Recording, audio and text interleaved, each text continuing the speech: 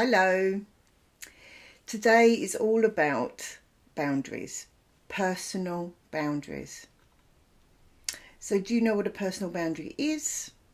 And do you have personal boundaries that you know about? It's a favourite topic of mine because personal boundaries are there to keep us safe, secure and content. So we all know what a physical boundary is. We will know about them when we're in a queue, when we're in a crowded area. Maybe we want some space around us. We don't want people brushing next to us. Maybe we don't mind, but we will know where our limits on our personal space are. But the internal personal boundaries are more about saying no instead of yes sometimes. Saying what you want, going back to needs, which is why we've looked at needs first, because if we've got a need, then in order to get it met, we may need to put boundaries in place. So at work, for example, or an arena of something like that, we will know that we do X amount of hours, we give our skills and our time for X amount of pay and perks, etc. So when we are asked to do extra work for nothing, without extra money or perks, it's up to us whether we're going to do that willingly or not, and we have a right to say no. Now, this can be quite difficult for people pleasers and people that find it hard to say no, who like to say yes and keep everybody happy.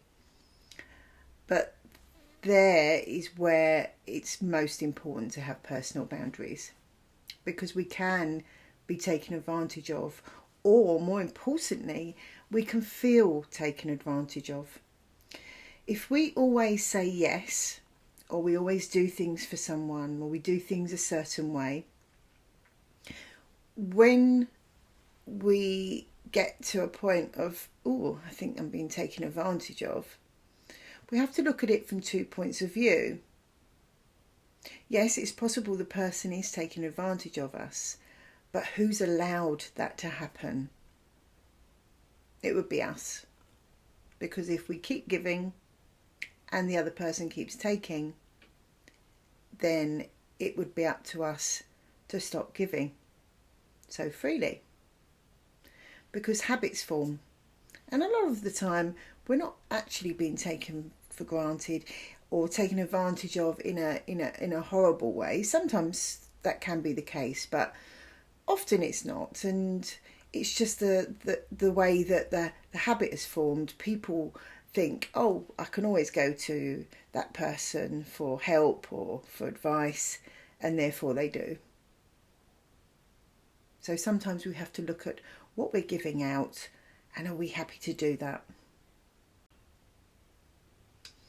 When we're feeling negative about a certain person or a certain organisation, for example, we can think about these questions. Is it something that they're doing that's making us feel this way? Is it something within me that's making me feel this way? Or is it a mixture of both? A little bit like the triangle of thought, feeling and behaviour, if we can understand what's going on, we know where to get in there and make a change that's going to work for us better.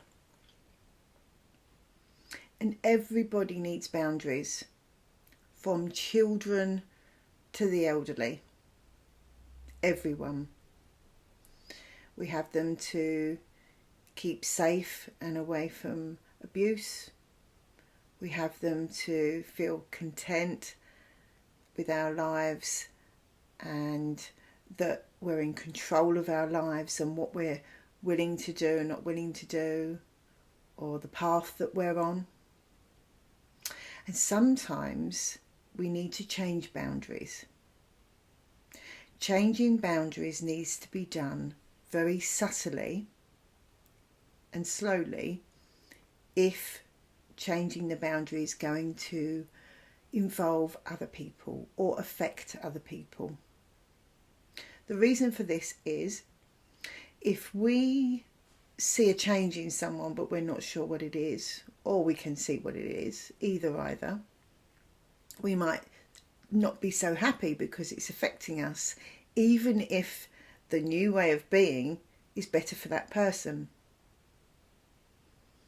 And this might happen to us if we're changing a boundary. We can't always expect that other people are going to be happy for our changes if it affects them in any way. It's great when they do, and many people around us that care about us will be happy for us that we're carving out boundaries and making new ways of living. But we have to be aware that whatever we do can affect others, and we have to bring that into the scenario as well as how we're going to change the boundaries ourselves. So I'd like to give you an example of where we can try to put a boundary in that affects other people, they don't like it, and that affects us keeping our boundaries going, or could do. So we had a mum of 2 teenage sons.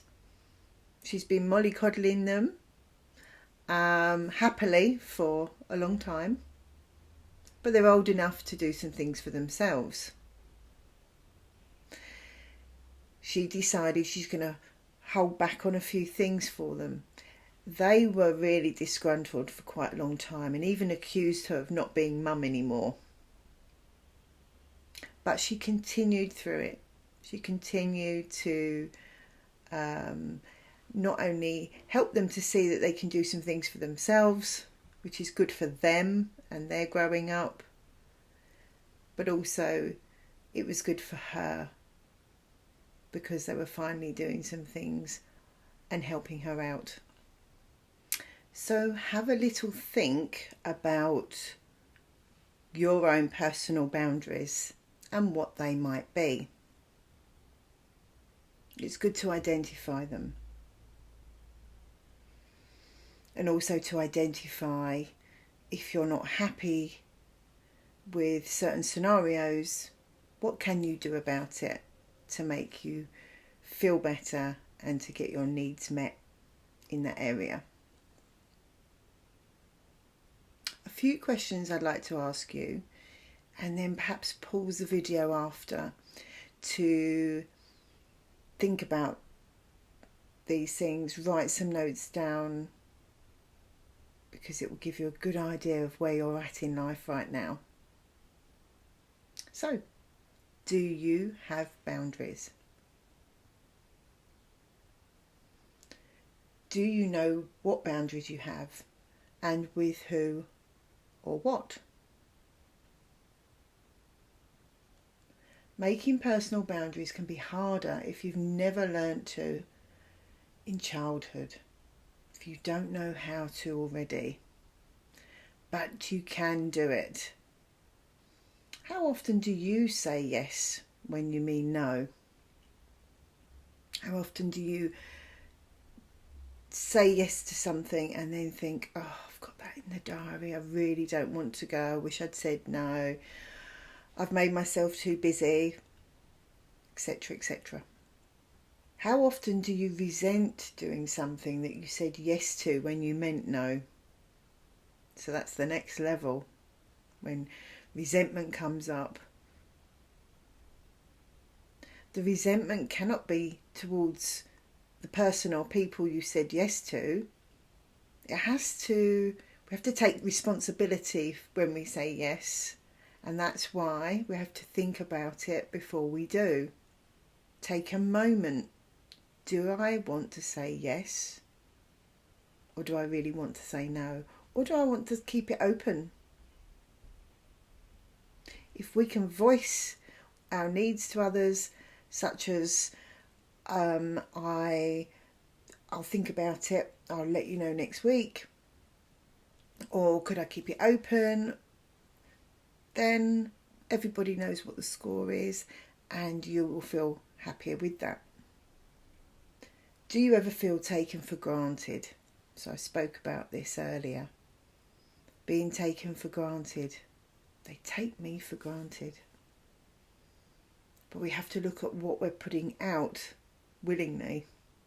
Or sometimes unwillingly, but if we're doing it, we're doing it. So are we actually being taken for granted, or are we just giving too much? So do these things sound familiar to you? Pause the video and write a few things down about your personal boundaries. So our social systems, wider community, the world can get in the way of us having our personal boundaries, in a sense. We feel we should, that word again, do certain things and do them a certain way. Also, dominating people that don't take no for an answer. We need to be careful that we keep our boundaries around people that want to control us, or salespeople, for example, want to sell us something and they're really pushy. But one of the biggest reasons we don't put personal boundaries in place are our thoughts. So let's look at a few thoughts that can get in the way. If I don't say yes, they won't like me. Is that true? If I don't say yes, they will think I'm selfish. If I don't say yes, I will lose my job. I've heard all of these things, the first two particularly, a lot from clients. Do you ever think those things yourself? So I encourage you wholeheartedly to go forth, look at your needs, get them met as far as you can, and put boundaries in place where you need them. Without boundaries, we can feel discontent, unsafe, and insecure. And this can lead to anxiety, low mood, anger, frustration, upset. And that's why they are so important. So that rounds up today's session. And I'll see you in the next session. Take care and bye for now.